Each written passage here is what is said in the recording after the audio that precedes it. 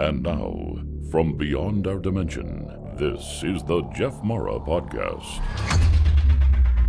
Here's Jeff. My guest is Christopher Noël, who holds a master's degree in philosophy from Yale University. He has been researching psychic, spiritual phenomena, and the Sasquatch species for many years. Some of his books include Mindspeak, Tapping into Sasquatch and Science, There Is No Veil, At Play in the Vast Here and Now, and most recently, UAPs and the Afterlife, How New Disclosures Support Centuries of Psychic and Spiritual Research.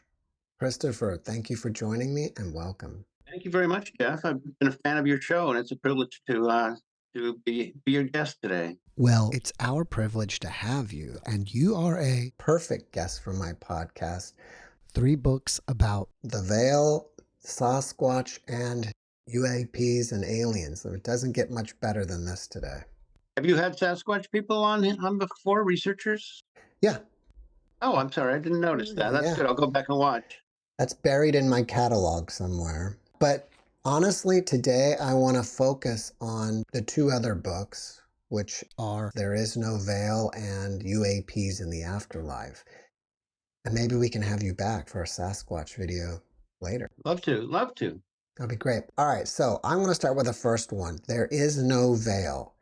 Many people talk about there is a veil, crossing the veil, and/or the veil is thinning. How did you come up with this theory that there is no veil at all? Well, I just took in a lot of information over many years, including the fact that some people, as I'm sure you've all heard about, are able from childhood to see spirits, to see manifestations from the other side. And given the fact that for them, it's not the other side, it's just right there. It's as plain as day. They say, "Mom, who's that man over there?" Mom looks and there's nobody. Um, Even that, I think it's a subjective um, barrier. I think it's something that most of us, manufacture ourselves, just because we're too limited, or because as like a defense against what would be too overwhelming. Um, I think it's a mirage, a state of mind. It's not an objective, necessary barrier. I have a short quote from Alan Watts. He goes, "Imagine going through a gate in a wall. Here is this great barrier. You walk through it, you turn around, and the wall and the gate have both disappeared. And you see you were always here." I think we exist both in the physical, ordinary world of the earth, and we exist, though we don't uh, we're not normally aware of it, we exist in the realm of spirit, consciousness. I think spirit and consciousness are one and the same. And I think that rather than wonder whether there's an afterlife, we should recognize that we're already living in the afterlife in a sense. Do you think that being in a body is perhaps the veil? And what I mean by that is, I'm not saying there is no veil, but the action of being in the body is blinding us from the other side.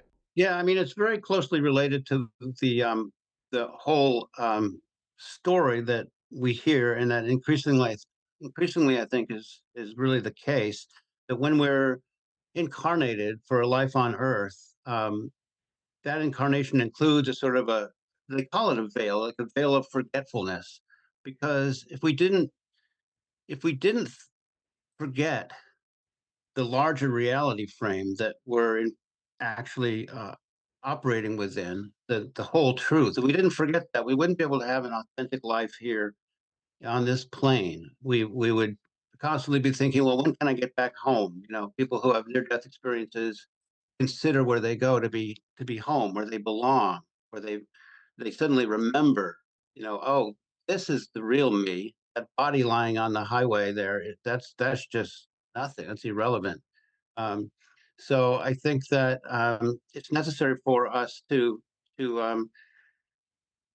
for the drama and the education and the immersion and the rich experience. We need to be in a story on Earth that we think is the only game in town, the only thing going on, so that we can be surprised, so that we can strive for things, so that we can not know for sure. Most of us, unless we look into it and we find out, but most people don't know for sure whether there's an afterlife, or are darn well sure there is no such thing, and so they act as though this is the one and only life.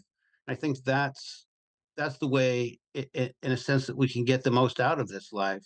Um, is feeling that it's possible that death is the end. So you want to squeeze every drop out of this experience, and I think that's the most beneficial in the sense of our overall our soul's trajectory or ultimate, expansion and um, growth and learning and becoming more and more enlightened, either life after life, or some people choose only one life and then they keep learning in the next phase of existence. So that's why I think being embodied is inextricably bound up with this veil of forgetfulness. But it's not, again, it's not objective. It can be pierced through. You can have hypnotic regression and remember past lives and gradually come to recognize the large scale project that we're engaged in. It's not just this flash visit to Earth, as the famous 19th century medium G.T. Hume said, that our Earth life is just a flash visit. And I like that phrase. So that's what I think. I do think that embodiment um, goes hand in hand with the necessity or the advantage of being fully grounded in this world and not have one foot in this world and one foot in the next.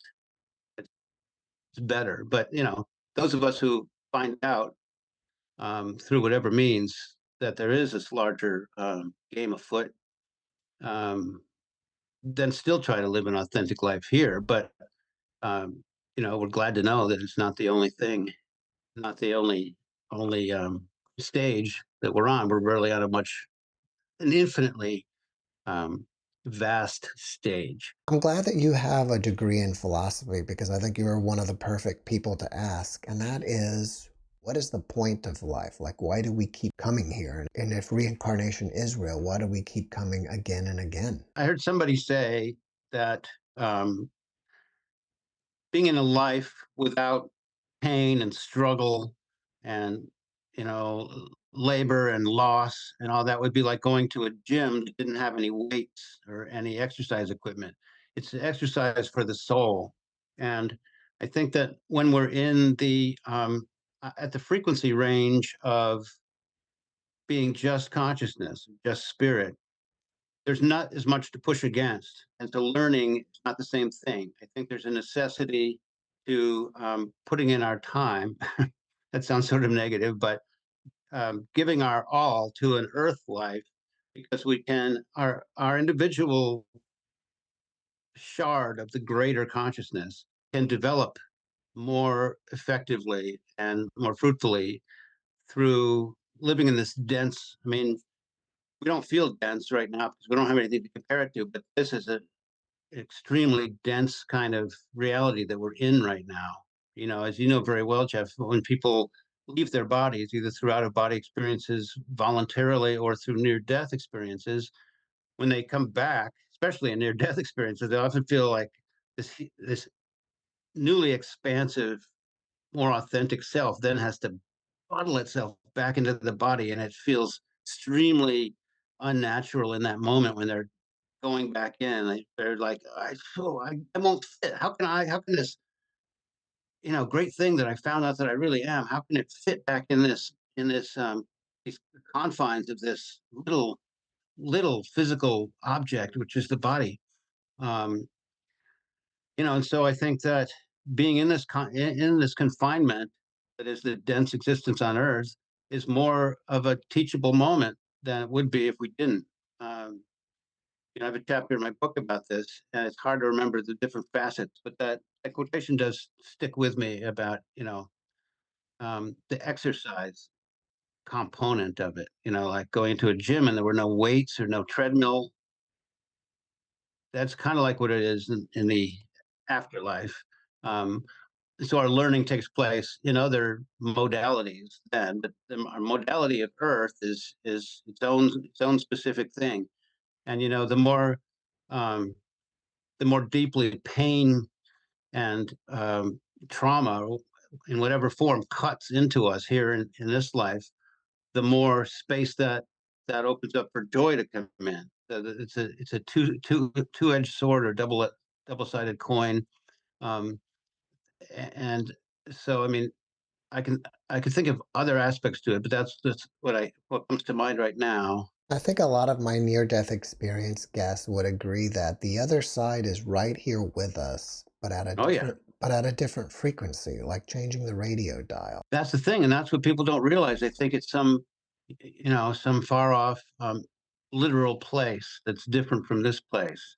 But my whole viewpoint, worldview, is that it's all one place, and that's why when people say it's interdimensional, I say, well, in a sense, it is, but it's not. But that sort of conjures up an image of something wholly other.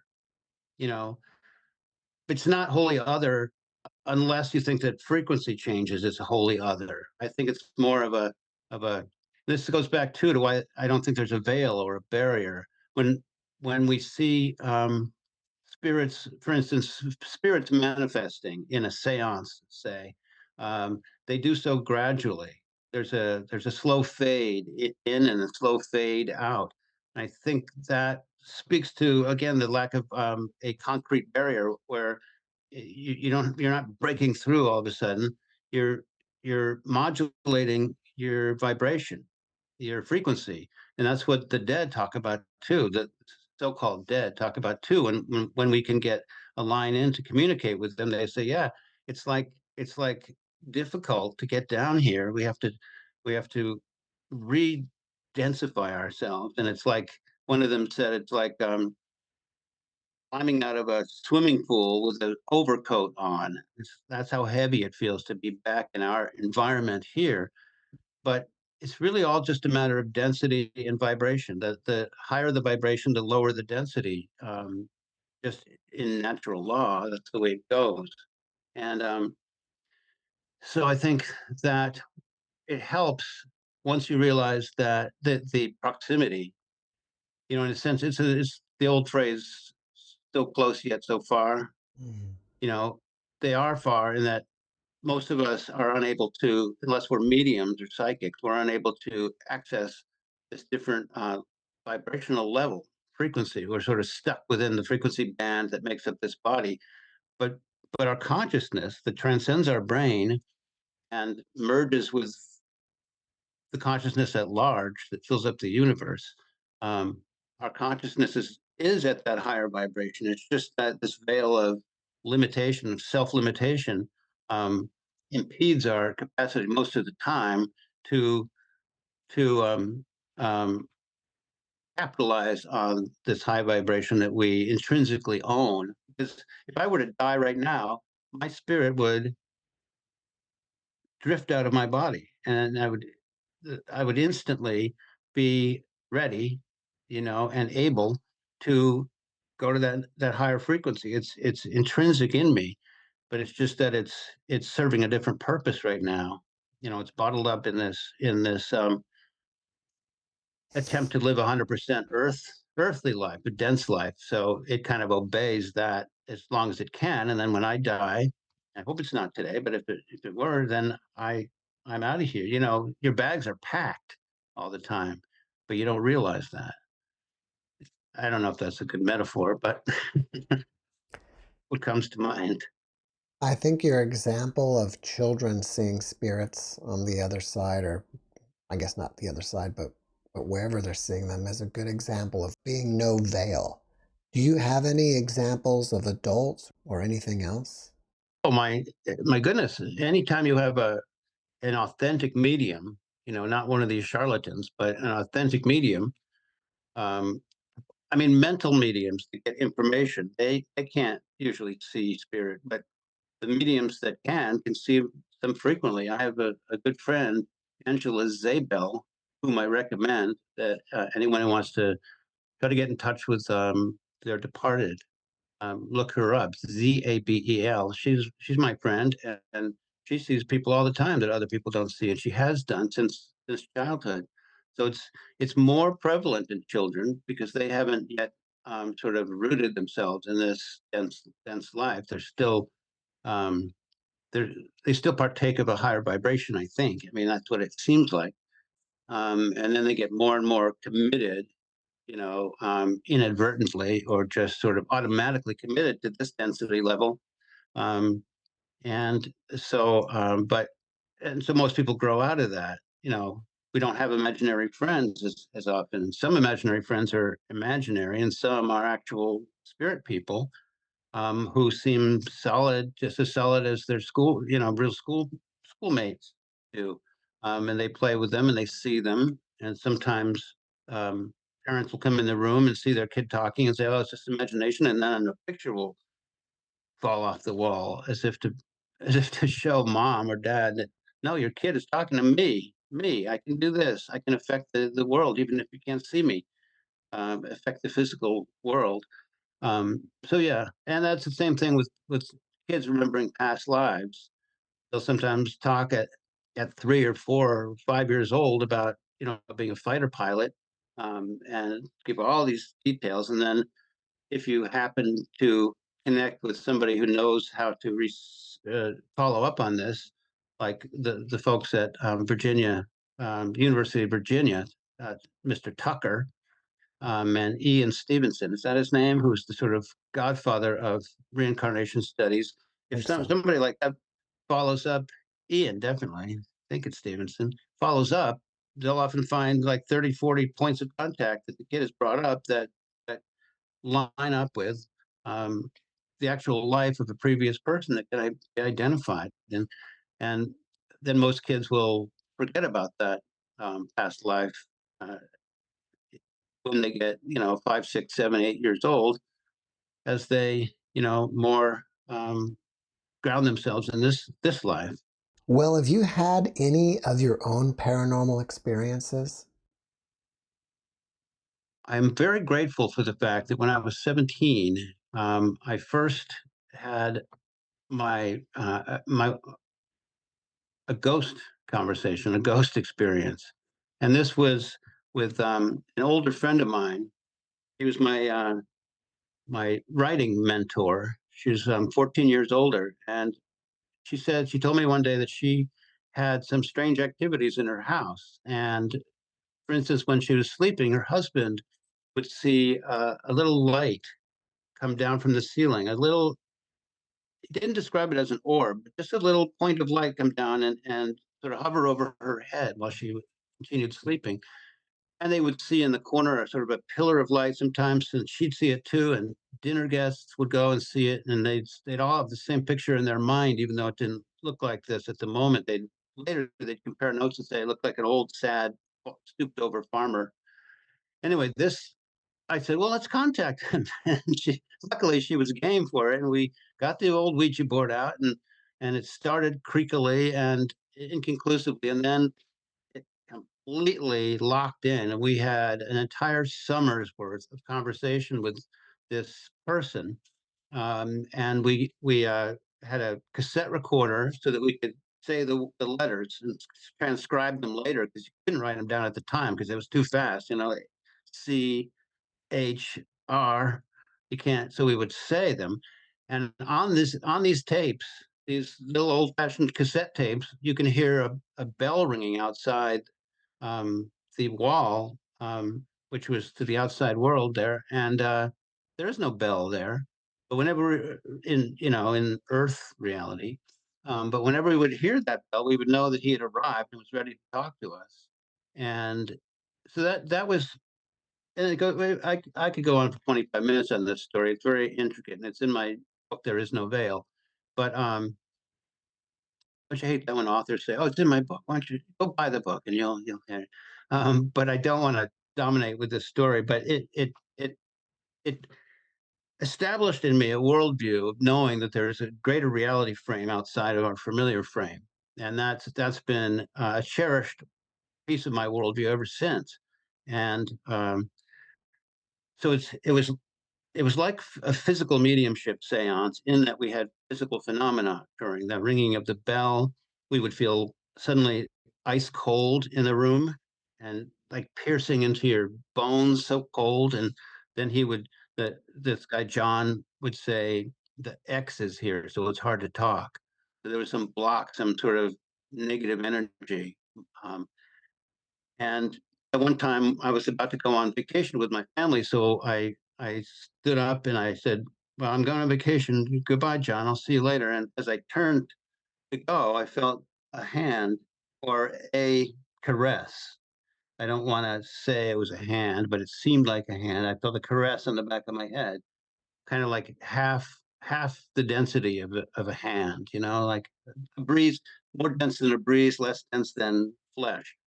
And so that too showed me that this other frame, like the image of a frame outside of a frame, makes it again seem like there's a barrier, but that's illusory. That's just a sort of a figure of speech. Really, it's right there. And whenever the conscious agent wants to and is able to decrease his or her vibration frequency level and approach yours enough, it can affect the world and you can feel it. So it's right there. It's just that it's difficult and uncommon for them to be able to you know turn that trick and make it um, palpable to us. But it's nonetheless true that they're right there. So and then fast forward 46 years, and just this past summer, I was lucky enough to attend two seances near the Lilydale Spiritualist Assembly, which is in Western New York. And these seances were led by world renowned physical mediums. And this sort of brought my whole awareness of this larger reality and its ability to interact with this world to a whole new level. I experienced levitation. I, not myself, but objects levitating. I experienced direct voice, which is a voice speaking out of the air, just out of midair. I got an aport, which is a very well-known event in physical mediumship seances that are genuine physical mediumship, where objects will appear out of thin air. And I got this little, um, seems like a stone.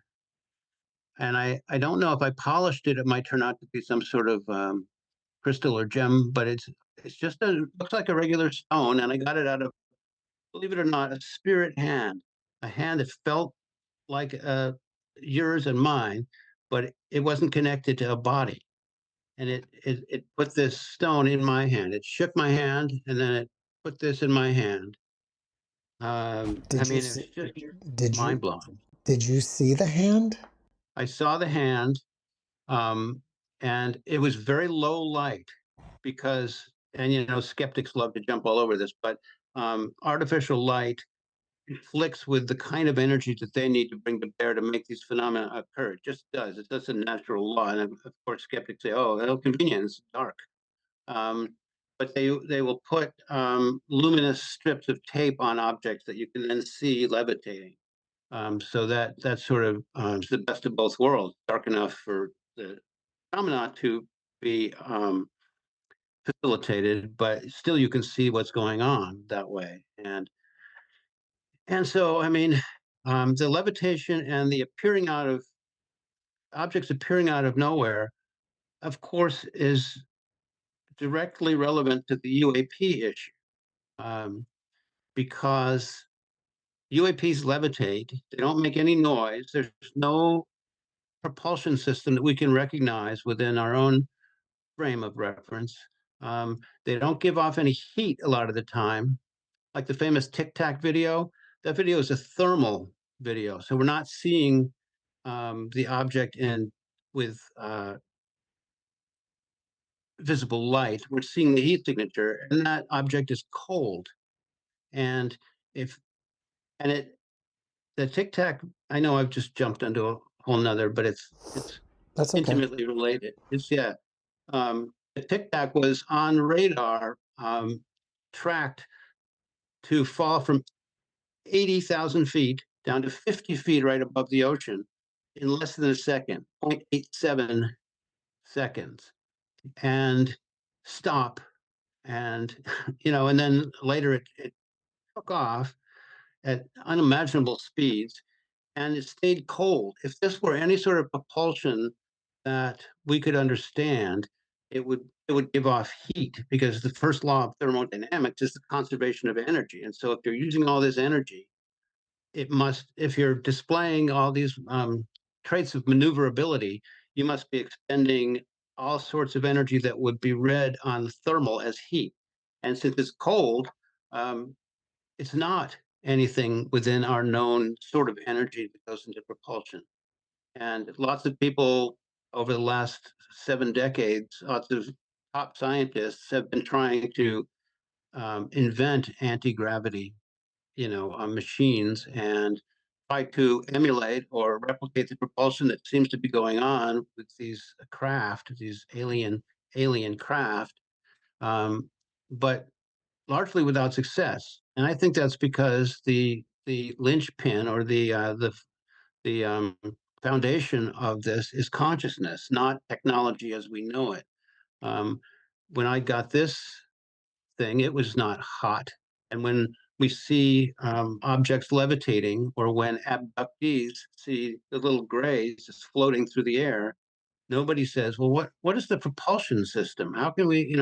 It's just happening, and it's happening thanks to consciousness, because consciousness can affect the physical world, just like the hand at the back of my head, and um, even an object floating, levitating within the context of a séance, like I experienced last summer, is is no different in kind. It's different in degree, and that's a very important distinction. It's no different in kind from a battleship-sized, hovering, levitating UAP that people see, like the Phoenix Lights, for instance. It's different in degree, of course. There's a huge difference in degree. But once you establish sort of a proof of concept that an object can discard the law of gravity, and be free of the law of gravity, that can be lighter than air, thanks to the influence of consciousness on the physical world, then the sky's the limit. Then you can understand these visiting craft as being a sort of a scaled up version of what you can see within a seance setting, for instance, and what you can see within a poltergeist event. Objects will float around the house. Nobody says, how are they, propulsion system. It's simply happening, and these objects are becoming briefly lighter than air. So, Leslie Kean. Yes, I know of this person. Yes, she's very famous both in UAP studies. She wrote a groundbreaking book. Um, Let me see if I can get the title so you guys can look it up. Well, Um, while you are looking that up, I wanted to yeah, ask you something real quick. Some of my guests will talk about that our bodies themselves are manifestations of consciousness. So, if something physical like our body could be a manifestation of consciousness, couldn't literally everything in this realm be a manifestation of consciousness, that's including the UAPs? right. Well, that's the extreme idealist standpoint, where everything is consciousness. I don't subscribe myself to that. I could be wrong, of course. Anything that any one of us says is provisional. We can be wrong, but um, I think that consciousness is its own kind of matter and energy, and I think that it can. I think it plays a leading role in the physical world, but I don't think that it is one and the same with the physical world. A lot of, Bernardo Kastrup is a current celebrated philosopher who articulates the idealist point of view, and I just have um, a different hunch about reality. I think that consciousness is extremely influential, but I don't think that it's responsible for the entire physical world. I think that it has a kind of matter and energy, which I think might be the same as dark matter, that we have still not managed to detect, although we know that it's there. And it can, if it were not a kind of matter and energy, it would not be able to affect the physical world. So it's got to be some sort of matter and energy. And the best candidate right now is this mysterious matter that is more takes up more mass than our ordinary matter. And so I think that it might be the manifestation of consciousness that can interact with the physical world. So, in short, um, I don't think that our bodies are a manifestation of consciousness. I think that they're the dense kind of matter that consciousness is different from, but can act upon. Um, so Leslie Kean, she wrote both UFO generals, pilots, and government officials go on the record. This was a very influential book in 2011, 16 years before her bombshell New York Times article with Ralph Blumenthal and Cheryl Miller, I forget the third person, which has really triggered this last 7 years of accelerated disclosure, the movement toward disclosure, and David Grush, et cetera. So Leslie Kean also wrote Surviving Death. So she's a perfect one to get her on your show. That'd be great. She's the perfect one to bridge this the afterlife question with the UAP question. And she too she'll back me up, though she doesn't know it, about witnessing levitations within seances. She's attended a physical medium seance with Stuart Alexander in England. He's one of our great current physical mediums, and Leslie has said, when you can sit in a room and watch objects levitate before your eyes, which I've done many times, and so have many others, there's got to be a physics, a scientific explanation of what is going on to make that happen. And I wish that more scientists were curious about this. This is actually happening. Where's that curiosity?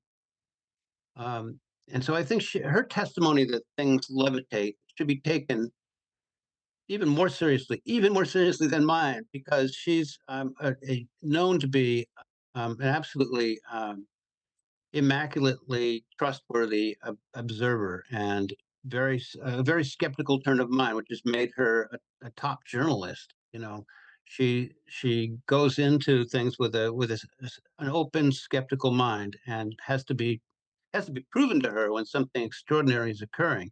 And she's on the record with having many times experienced objects levitating. I think that seances like hers and the one that I was in are microcosms of what's going on in the larger world with regard to spaceships and aliens suddenly appearing out of nowhere and levitating like that. And I don't think that you need to have recourse to like warp drive and anti-gravity, electromagnetic engines, things like that that people have been trying. I think that they're barking up the wrong tree. I think they're barking up the materialist tree, when what we need is a larger materialism, perhaps a capital M materialism, not small m, capital M, that embraces all of matter and energy, which includes consciousness. That's what I think anyway. I could be dead wrong. Well, I've talked before about that. I think that it's possible that these UFOs that are traveling such great distances are doing it by entering a conscious realm and then being here instantly at the speed of thought and then popping back out of that realm into ours. I think that's right on track. I think that they may be from a distant planet, and then we have to account for how they seem to have kindred DNA with us, because that's been found in the hybridization project that we could talk about. Seems to imply that they're of our species, or at least deeply related to it, or else we wouldn't be able to reproduce with them and hybridize with them. How would they come from 75 light years away and be part of our species? That's a whole nother can of worms. But I think that it is the fact that they must have a way to, if they're from far away and not just like spirits, just from here, you know, from our neighborhood. If they're from another neighborhood, it can't be that they travel less than the speed of light, because it would take too long and just would be impractical. I think that you're right. Um, just as a remote viewer can see a room in China right now and tell you what's there, I think that their participation in and capitalizing on consciousness allows them to just be here like that, and come here, and then they can stay in the higher vibration and be invisible, and then they can gradually become visible, or they can quickly become visible. And I think they do the same thing as spirits do. They become denser and denser, lower and lower their vibration, and once they land, or grab somebody in their bedroom or out of their car, that's when they're at this density level. And then they don't stay around. They return to a higher frequency, which I think is their natural frequency. And then we don't see them.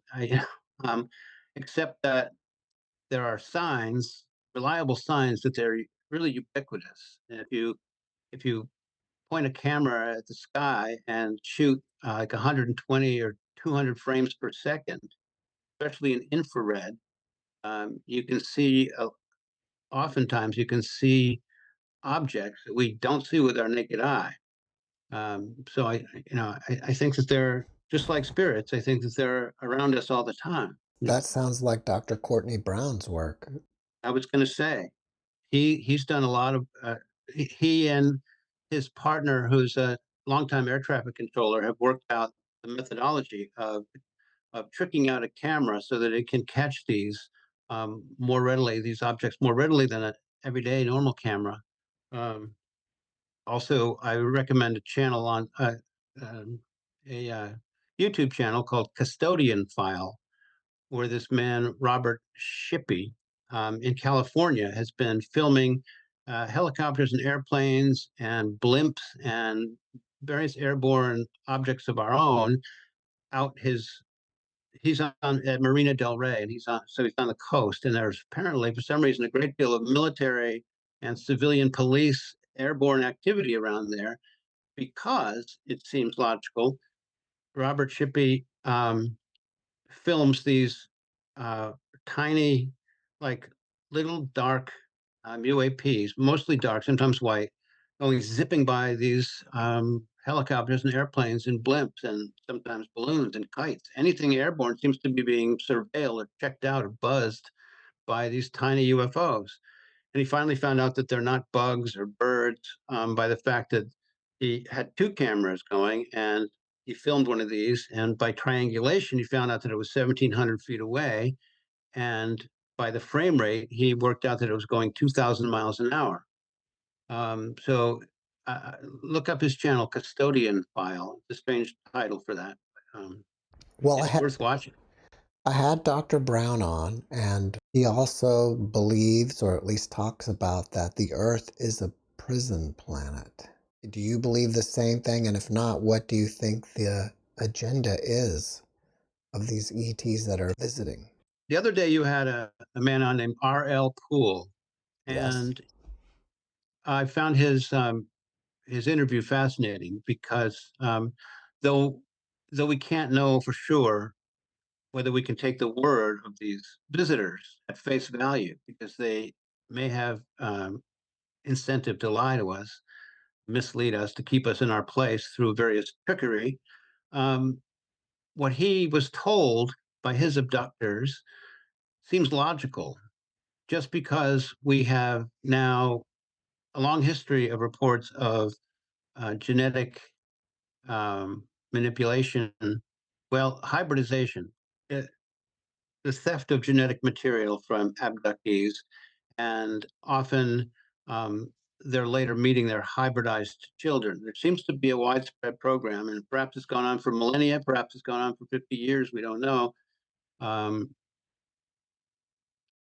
to mix their DNA, which again seems to be compatible with ours, which is fascinating, with our DNA. And R.L. Poole's explanation is that at least the grays that we see most prevalently, at least they are a species that's run out of evolutionary time. They're at the end of their rope. They can no longer reproduce.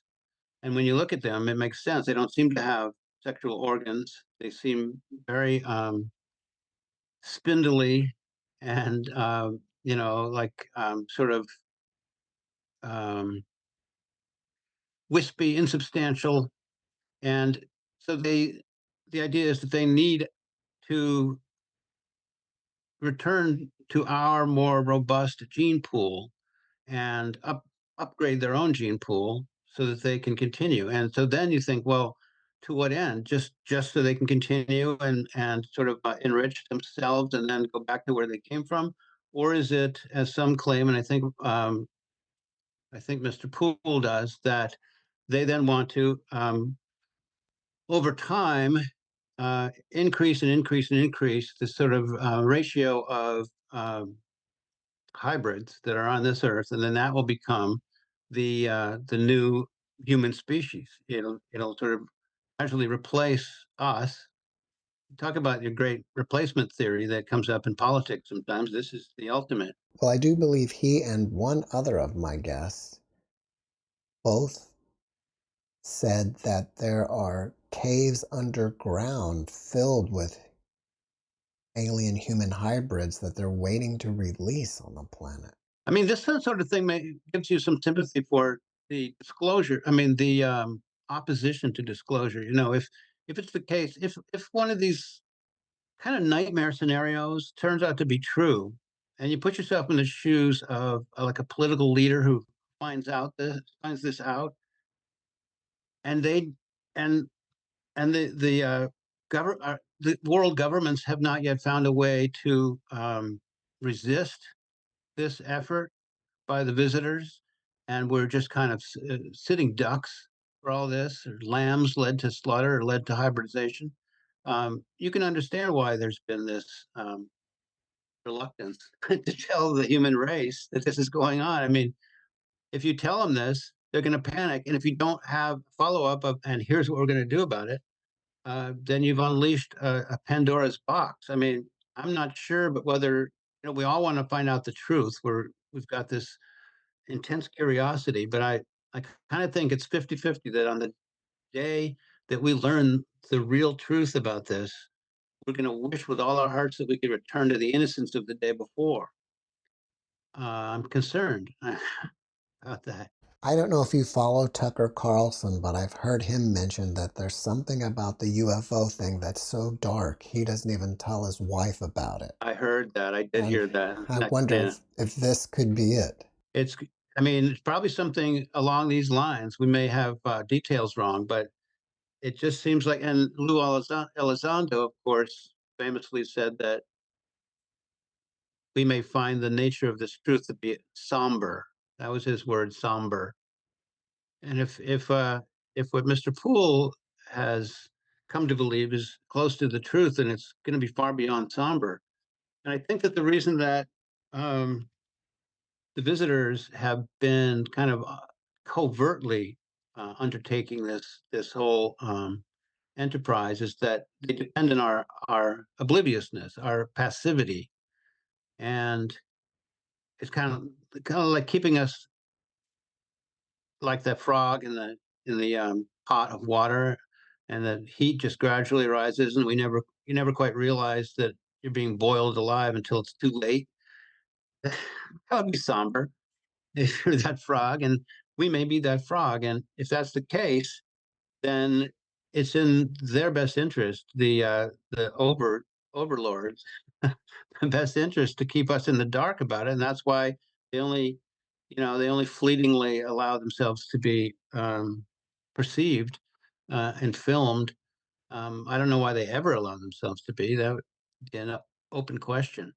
But I think perhaps if once we find out the truth, then there's no longer an incentive on their part to keep things quiet, and everything might accelerate. So that's another consideration you'd have to keep in mind if you were a member of the government, of the control group, as it's called. It's trying desperately to keep all this under wraps. Well, quite a few of my near-death experience guests will comment that after their NDE, they start either having contact with ETs or seeing UFOs.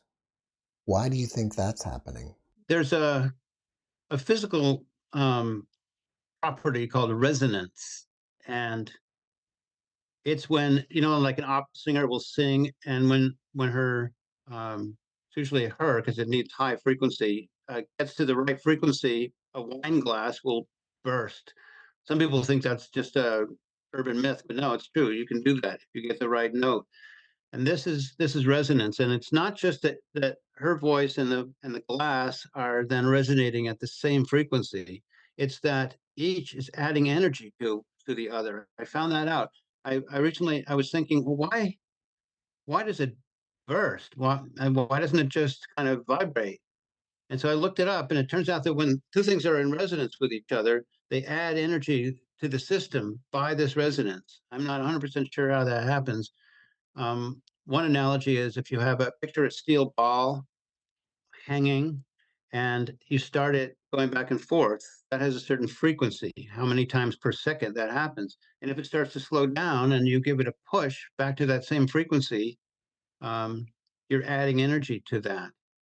So I think that once people experience something that opens up our inherent high register of vibration, like going to into an out of body or near death experience, I think that then we have that more available and more sort of manifesting in us than we did before. And I think that in the case of UAPs, there's their high frequency um, can seek out individuals who've had this event of frequency raising, and somehow it allows for resonance back and forth. And then people who go to Skinwalker Ranch and have all those paranormal and UAP experiences all clustering together. When they go back home, historically, they have the hitchhiker effect, which is that they then have, for the first time, poltergeist like and other paranormal experiences back in their house. I think it's that the, the system that each of us is, the system gets energy added to it when there's a resonance, when there's first a resonance, and then the system operates from then on at a higher frequency or perhaps at a greater range.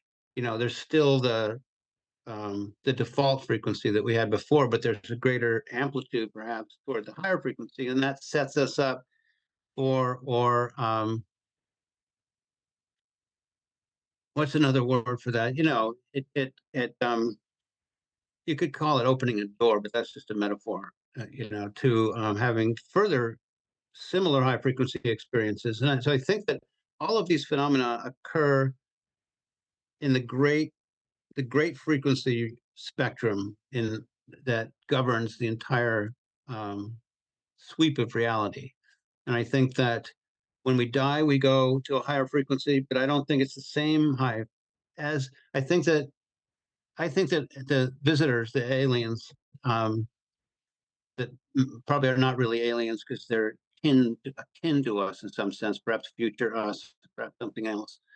I think that they exist in a higher frequency, and I think that when we die, we exist in a higher frequency. But my own hunch is that these visitors aren't able to go all the way up to where we go in terms of the high frequency. I think if they were, they would probably just go there, and because it's great up there.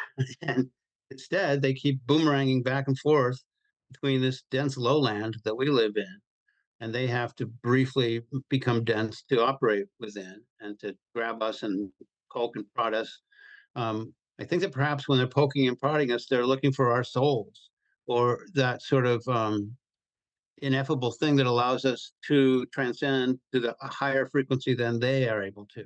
That's just kind of a pet theory I have, that they're buzzing around like bees, busily trying to find out how it is that we are able um, to go to heaven in a sense. And I don't think they can, because when they don't take us to the gorgeous vistas that people who have near death experiences um, describe, or they don't take us to our um, uh, to well, let me just stop there. They don't take us to these gorgeous vistas. Instead, they take us to these austere metallic enclosures, you know, and that's not heaven. I don't think they have access to the real heaven.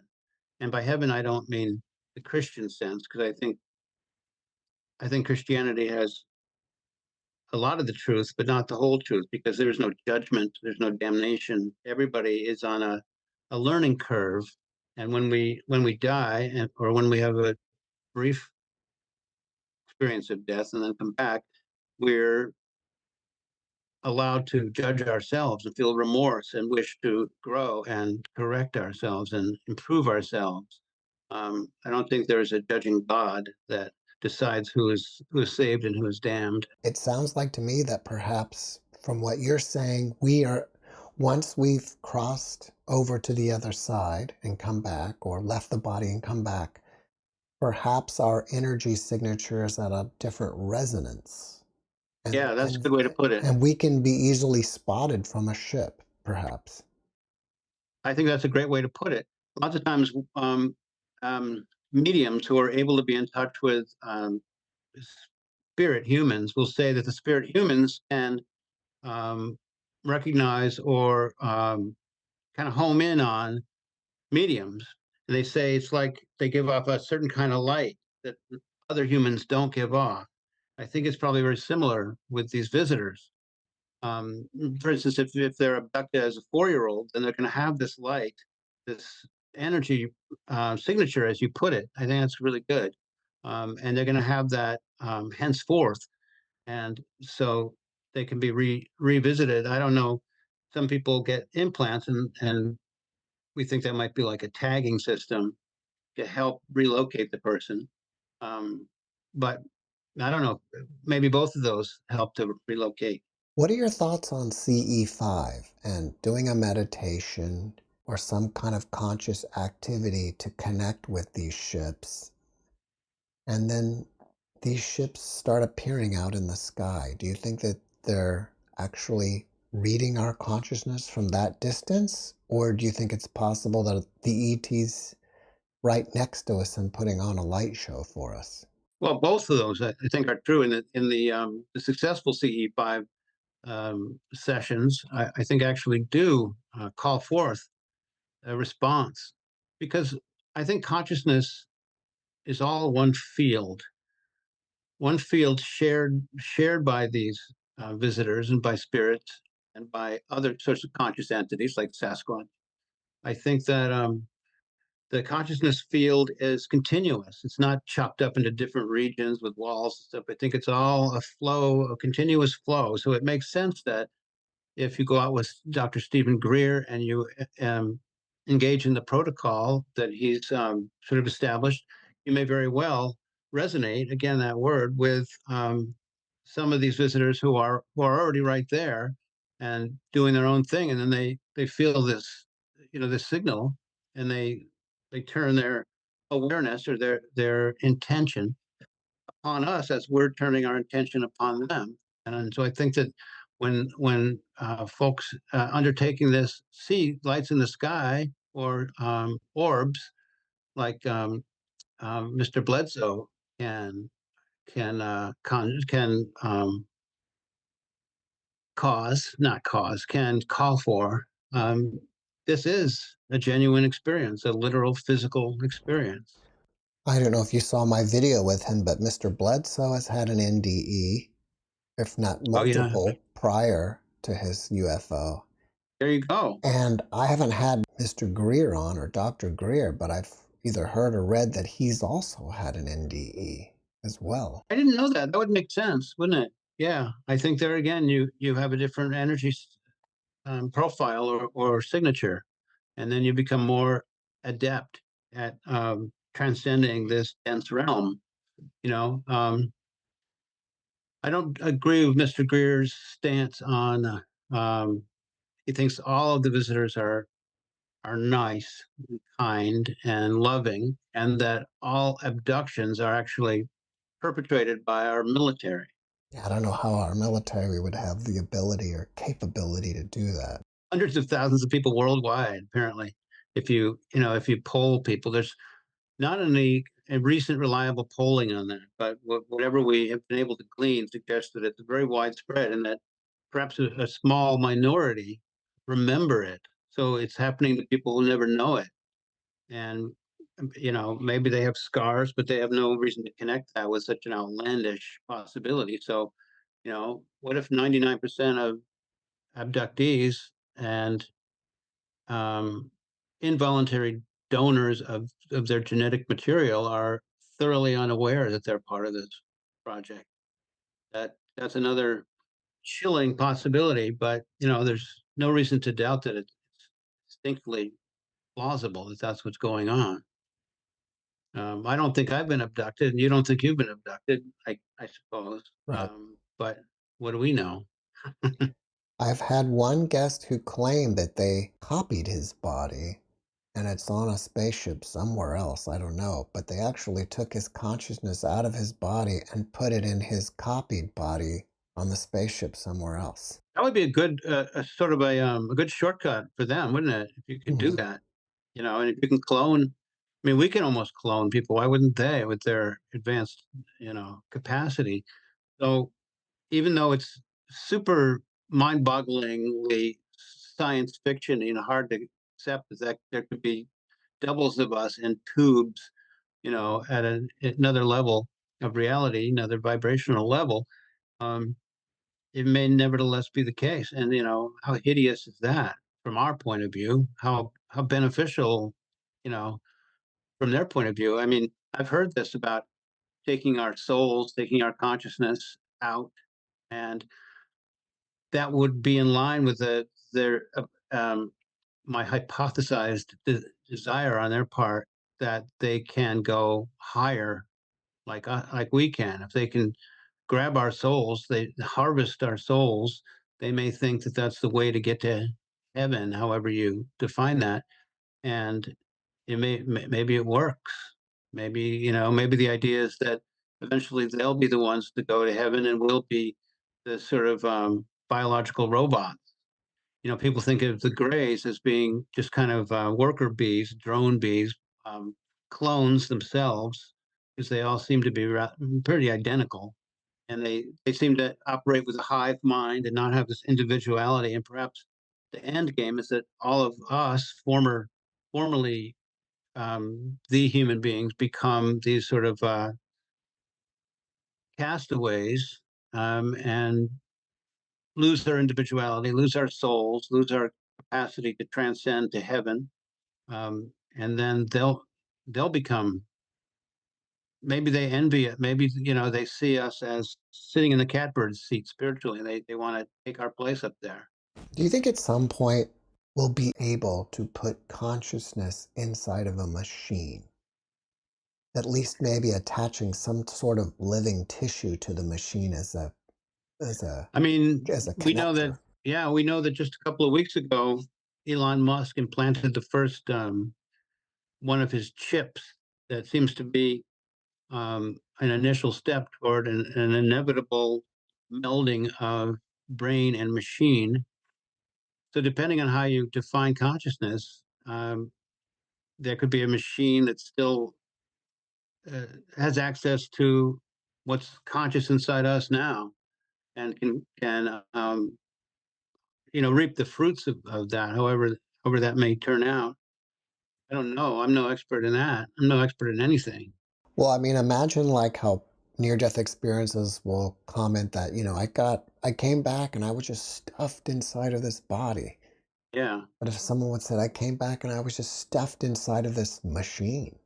I know, I know. Well, there's AI, which is emulating human consciousness, but that's not a single machine. That's a system, an information processing system, and that seems like, I mean, ChatGPT 4 is going to give way to ChatGPT 5, and in 10 years, or perhaps let's just say nothing of a century from now, ChatGPT 5 is going to look like the steam engine looks to us today, And so, who's to say that virtually 100% of the resources of our consciousness cannot be adopted by artificial intelligence. But I don't know if that makes them individuals with a soul. I don't even know what a soul means, except perhaps it's a ticket to heaven. Um, it's all of these things are very depressing. This whole interview has taken on a dark tone in the last 15 or 20 minutes, but that needs to be conjectured upon just as much as because otherwise you're just being optimistic for the sake of being optimistic, and you're not really looking around at the possibilities on both sides of the sort of moral uh, landscape. I don't know. Well, if people want to find out more about your books, do they go to Amazon or do they go to your website? Well, either way, my website is the nearnessofyou.net. And by the way, thank you for reminding me. I've been talking about levitation and the reality of it. If you want to see some videos of it, just go to YouTube and search anti gravity without technology. I believe that'll take you directly to it. But if it doesn't, it's on my channel. It's my video, and I use some clips from others who have achieved levitation under, in one case, strictly scientific conditions. Um, my YouTube channel is Impossible Visits, and you'll find a lot of Sasquatch research there. But that's not our topic for today. You'll find also that video called Anti Gravity Without Technology. I believe that's the video that you sent to me, and it looks like someone puts their hand on top of the table and causes it to rise. Yeah, that's the thing. This man in Argentina named Ariel Farias, he's able to do that. And there's a you can find a 31-minute video of HD footage of him, and there were very reputable investigators working with him and filming from 5 different angles at certain times, and there's nothing sticky on his hands, and he doesn't do it through any sort of static electricity. There's no electromagnetic component to this. He's doing what for centuries people called table tipping. It became very commonplace when the spiritualist movement got off the ground in the mid 1800s, and people would put their hands on tables. Sometimes they'd unconsciously move and cause things that weren't really happening, but a lot of the time the tables would either tip and they'd have to push it back down, or it would fully levitate off the ground. And you can see a full levitation also in that video I mentioned. Um, that takes place in daylight, in full daylight, and it's at the same house that I attended those seances that I told you about earlier. This man named Neil, he has this group of intensely spiritually resourceful individuals, and they're able to put their hands on top of the table, and the whole thing rises up. And there's no trickery involved. There's no like fishing line secretly, because this is under the open sky. It's out on the front porch. Anyway, take a look at that. Well, while they're doing that, since you were there in person, are they like meditating or doing anything to focus their intent? Yeah, they are. They're singing, they're raising their vibrations back to vibrations. It all comes down to that. Einstein said everything is vibration. He might have said frequency and vibration, same thing. Um, they're in touch with the spirits who habitually work with them, this group. Every successful seance has their members have a counterpart of members of in spirit who reliably work with them because they've gained their trust over time. Are you saying then that it's the spirits on the other side that are lifting the table for them? There's sometimes an inconclusive uh, interpretation on that, because it's a conscious agent is, it, in my view, changing the ratio of high vibration, low density matter within an object, increasing the ratio of that to ordinary dense matter. And when that happens, it becomes buoyant, lighter than air, like a helium balloon. And that can be accomplished by a conscious agent who is able to modulate the ratio of the kinds of matter and energy. And that conscious agent can be an embodied person here living on earth life, or it can be a spiritual conscious agent. So sometimes, in a sense, then it's the same difference, and you can't always know who's responsible for a given instance of levitation. By the way, if anyone's interested in levitation as such, there's a great new book. and I'm not just touting it because it comes out of Yale University, where I went to school, but it's a Yale University press. It's called They Flew by Carlos Eire, Eire. And it's a fully fleshed out, tons and tons of citations and evidence, um, discussion of various saints who were able to actually rise in their bodies when they were in the ecstasy of prayer and worship. And I think that this ecstasy also caused a shift in the ratio of low density matter and ordinary earth matter within them and allowed them to fly. And thousands of people witnessed it. And when these monks, and Saint Teresa was able to, Saint Joseph of Cupertino is perhaps the most famous. And when these folks died and the Vatican was assessing them for beatification, they were very, very rigorous because they were aware that it can be the devil. They thought the devil causing these kinds of things, and that's often the charge that came down to physical mediums throughout time. And so they had to make fully sure that this was both a holy thing and that it actually occurred. So they were rigorous in their interviews, and got um, eyewitness accounts of these levitations, from all strata of society who happen to live in the vicinity of these people who are able to become lighter than air. So it was a really, really good book. I recommend it highly. Well, after watching this podcast, people may want to reach out to you and ask you questions. Are you open to that? Yeah, definitely. I would love that. And my website that I gave out, the nearnessofyou.net, has my address, my email address. So just go there and be in touch. You know, especially if you're able to create levitation. These sort of macro psychokinetic effects, also called macro PK, are for some reason the sort of black sheep of parapsychology. I think it's because they're so striking and so hard to accept that parapsychologists who want to gain respectability within mainstream society and mainstream, and hope to become a science, want to steer clear of things that just go so far against the grain of what we think is possible, that they've relegated these macro PK kinds of um,